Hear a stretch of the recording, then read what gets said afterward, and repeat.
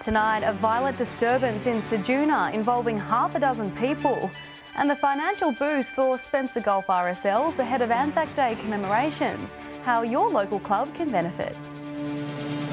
From our 7 Spencer Golf Studios, your nightly news with Madeline Kerr begins now. Good evening. 5 people are facing charges in Ceduna following an alleged violent disturbance. Police were called to O'Loughlin Street in the early hours of last Friday morning after reports of a disturbance involving 6 people. The men from Yalata, aged between 22 and 30 years old, were arrested and charged with affray, assault and disorderly behaviour. Some were refused bail and remanded in custody, while others will face court on June 28. Police say a further arrest is anticipated and the men were all known to each other. Meantime, a Whyalla Stewart man will face court after being stopped by police this morning. Officers say at about 2:40 a.m, they pulled over a man driving a station wagon on McRitchie Crescent. Checks revealed his car was defected, unregistered and uninsured. In addition, police say the man allegedly was driving with a suspended licence. The car was impounded for 28 days, with a 35-year-old man summoned to appear in Whyalla Magistrates Court at a later date. Preparations are now well underway for the federal election coming up on May 21. The Australian Electoral Commission reminding Spencer Golf residents to make sure their details are up to date and our newest adults have been registered. Residents across the Spencer Gulf are preparing to have their say once again, checking boxes, changing addresses and updating their details. With the state election now in the rearview mirror, all eyes now turn to next month's federal election. We've been working hard on the preparation part of this election for quite a while now, so it's really exciting for us to finally get the date confirmed and be officially underway. The election to be held on Saturday, May 21. Many towns across the Spencer Gulf sitting in the division of Grey, one of the largest federal electorates in the country. Along with Durack, O'Connor, Lingiari, Maranoa and Kennedy, these electorates combined make up 78% of Australia's total landmass. It's divisions like Grey and other large regional divisions around the country that provide a lot of those logistical challenges, absolutely. In addition, young people who turn 18 at or before the next federal election must be enrolled to vote. If they don't, they could face a fine, as voting is compulsory at a federal level as well. Anybody that is turning 18 between now and polling day should also get on the roll at the moment. You can enrol provisionally as a 16 or 17-year-old. A variety of COVID-safe measures will be in place at every polling booth across the Spencer Gulf region. This election will be the first to be held at a federal level during the onset of the COVID-19 pandemic. We will be doing things like sanitising voting screens and sanitising pencils. There will be hand sanitiser obviously available. Enrolment forms and change of details must be submitted by 8 p.m. on Monday, April 18. Mark Zita, 7 Spencer Gulf News. Still to come tonight, why Whyalla is set to become an even greener city, and the government lifeline helping RSL dawn services thrive in the Spencer Gulf.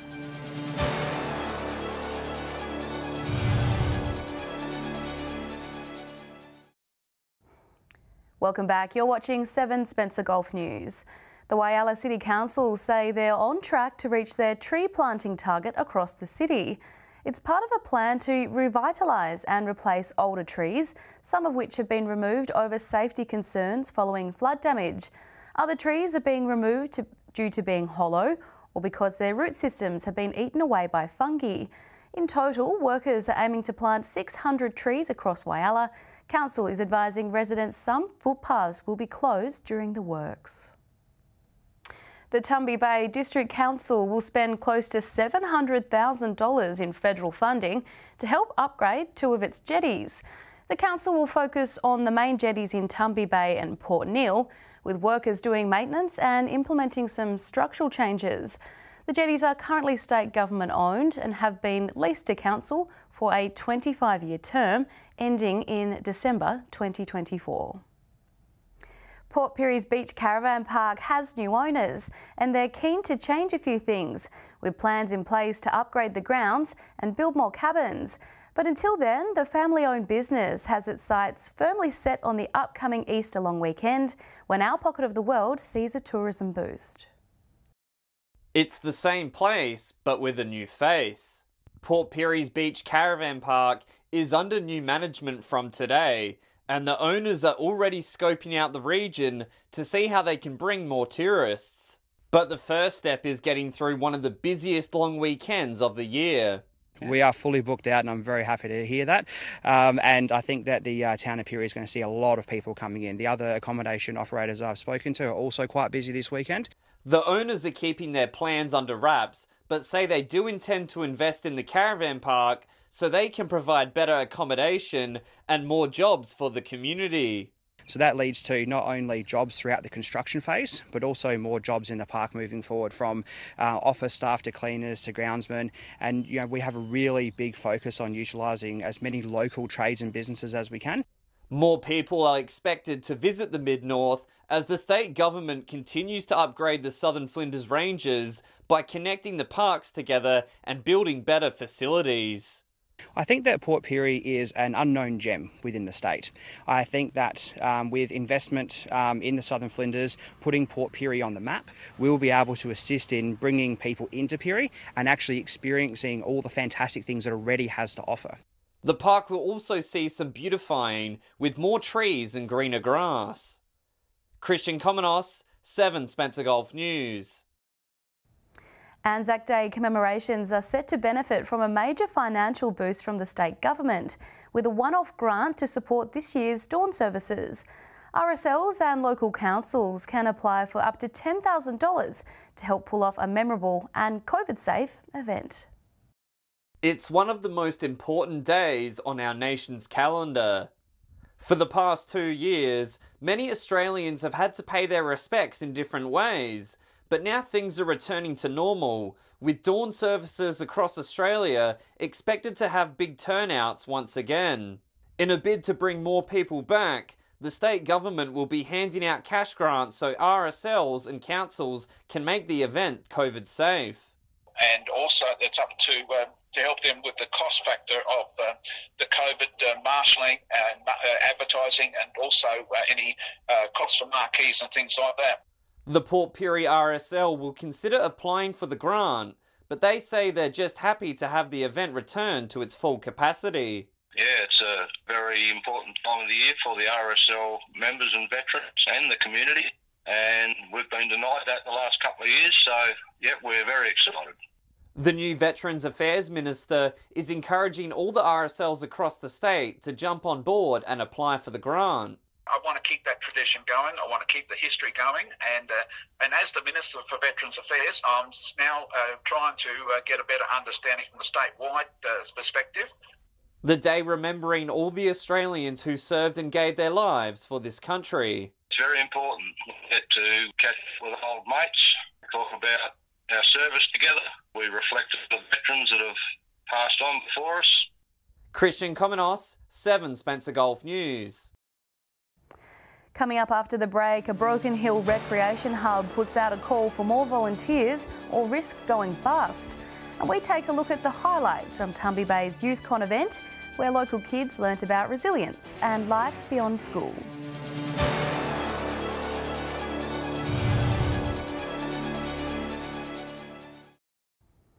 Welcome back to 7 Spencer Golf News this Tuesday night. Broken Hill's Patton Village is on the lookout for new members.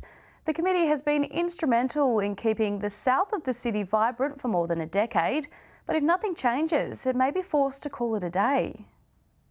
Formed in 2010, the Patton Village Committee was keen to bring more opportunities to Broken Hill after Coles closed down and moved away from the area.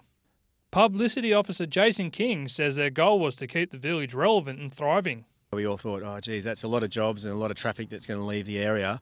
We need to be proactive and make sure that this place continues to be relevant and vibrant like it always has been. Jason was the founding chairman of the group when they got together and has been there ever since.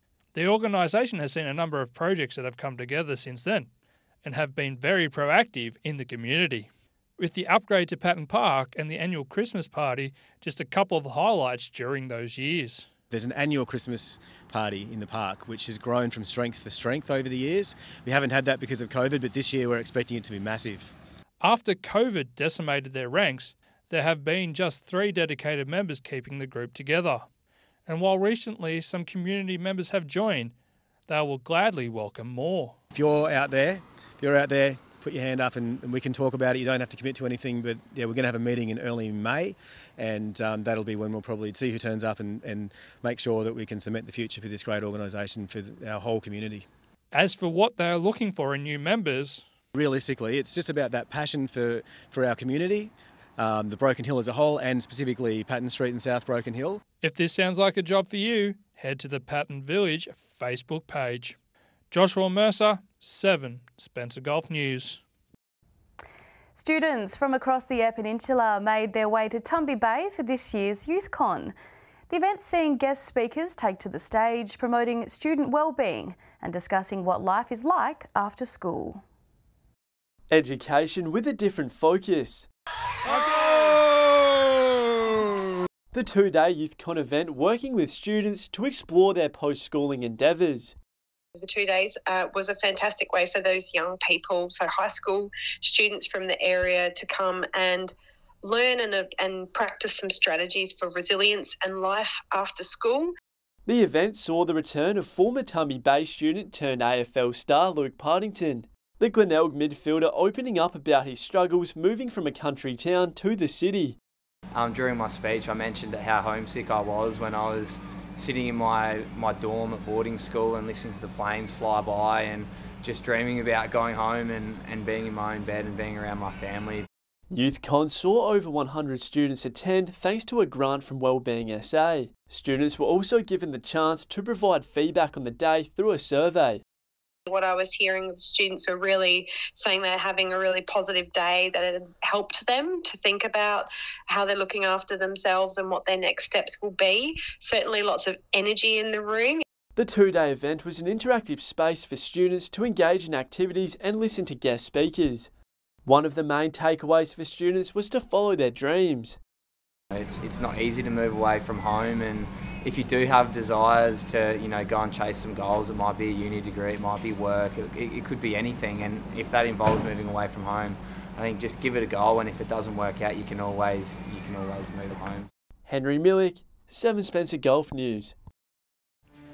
Stay with us after the break. Preparations are underway for the Broken Hill Heritage Festival. We'll tell you the new addition to the schedule, and we'll have the midweek weather details with Alex Sykes.